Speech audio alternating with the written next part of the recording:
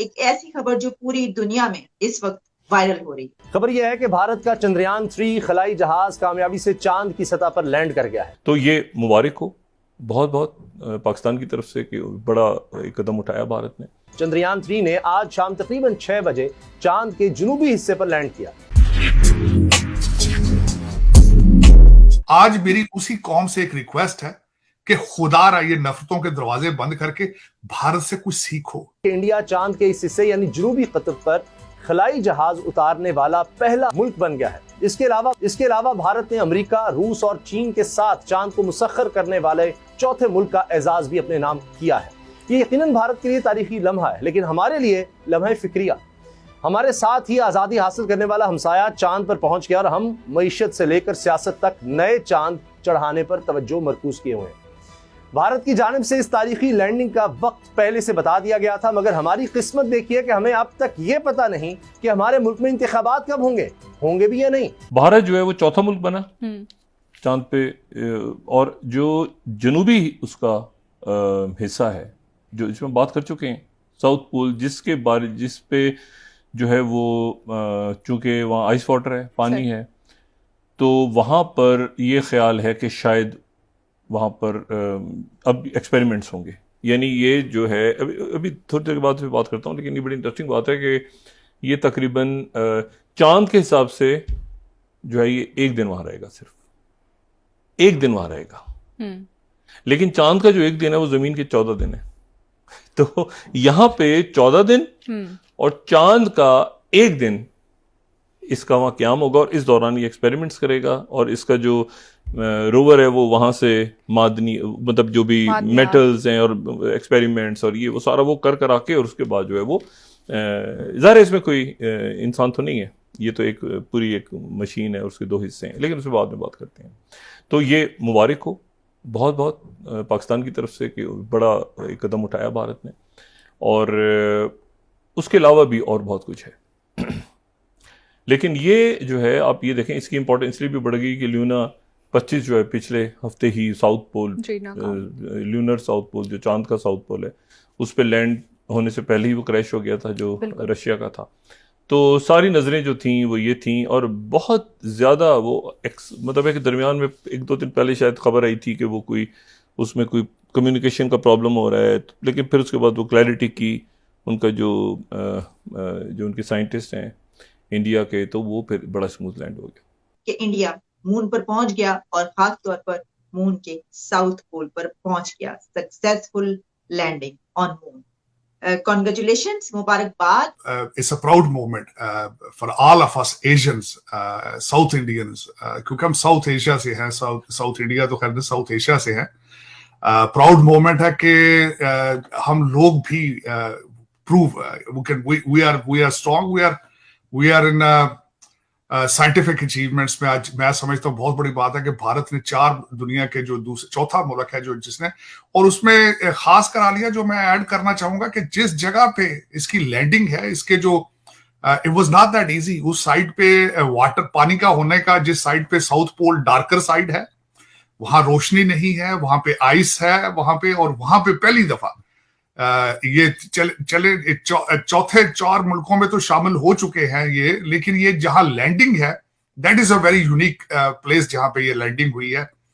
मैं अब इस पे थोड़ा सा ये बताना चाहूंगा इसके भारत को क्या फायदे होंगे। इसको भारत को एक तो देखें, एक तो जो स्पेस की रेस है उसमें उन्होंने अपना लोहा मनवाया है, जिसमें अभी रिसेंटली लूनर 3 जो था रशिया का, वो लैंड नहीं कर सका, वो क्रैश हो चुका है। अमेरिका की टेक्नोलॉजी भी जो है वो उसके ऊपर भी कई दाग आ चुके हैं, उनके कई दफा सैटेलाइट यहां से वो उठ ही नहीं सके। पिछली दफा भी जो सैटेलाइट वो भेजना चाहते थे नहीं, तो फिर बाहर से कुछ उन्होंने मदद हासिल की थी।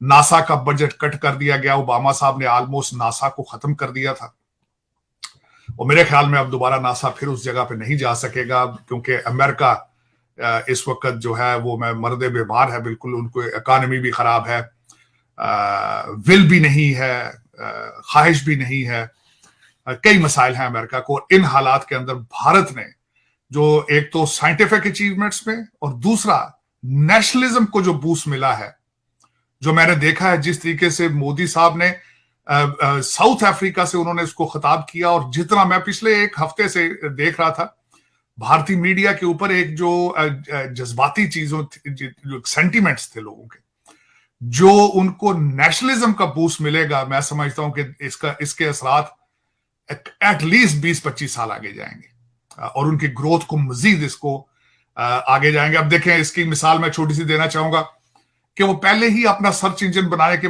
बारे में सोच रहे हैं, जिस तरह गूगल है, उसके बारे में कंपटीशन कराया जा रहा है भारत के अंदर। अब ये इसकी एक मिसाल है। इस तरह की कई चीजें आएंगी आगे जो भारत को will take it to the next level, to make it पहले मैं हमेशा एक लफ्ज इस्तेमाल करता था, रीजनल सुपर पावर। रीजनल से सुपर पावर से मुराद ये था कि एशिया की पावर, मेरे ख्याल में ये जो चंद्रयान 3 है, it will take them equal to the top level। जिस तरह एक तो इनको इसमें मैं समझता हूं मजीद यूनाइटेड नेशंस में वेट मिलेगा, जो पहले भारत इंटरेस्टेड था कि वो सिक्योरिटी काउंसिल में सीट मिलेगी, उसके लिए इसका इम्पैक्ट होगा। और उसके बाद जो भारत की प्रोडक्ट्स हैं दुनिया में जहां जहां जाएंगी उनको बूस्ट मिलेगा, उनकी क्रेडिबिलिटी, उनकी ड्यूरेबिलिटी, उनकी मार्केटिंग पे इनको इसको चीजें होंगी। मैं समझता हूं कि बहुत बड़ी अचीवमेंट है, बहुत बड़ी अचीवमेंट है। और एक इससे मैं खास कर, क्योंकि मैं खुद एक पाकिस्तानी अमेरिकन हूं,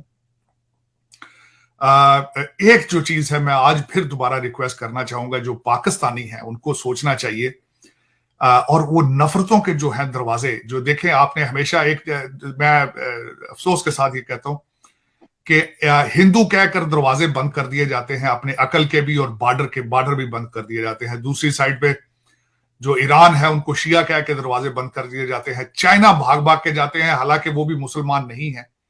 और मैं जिस तरह आलिया आपसे पहले अर्ज कर रहा था, हमारी बदकिस्मती है कि हर 10 साल के बाद एक अजीब किस्म के इस्लाम का टीका पाकिस्तानी कौम को लगाया जाता है, जिसका इस्लाम के साथ कोई ताल्लुक नहीं है। और उसकी सबसे बड़ी वजह यह है कि दुनिया के अंदर पूरी, this is a universal principle, universal इस टूल है कि जो रिलीजन है वो दुनिया का एक कामयाब तरीन कारोबार है, और उस कारोबार इतना लुक्रेटिव है, इतना आसान है कि आप उसकी एक मैं जिंदा मिसाल ये देना चाहूंगा कि एक आदमी ऑक्सफोर्ड से पढ़ के निकला है, नए पाकिस्तान का ख्वाब दिखाया भी ट्विटर पे, दिखाया भी फेसबुक पे, सोशल मीडिया पे, नए पाकिस्तान का ख्वाब।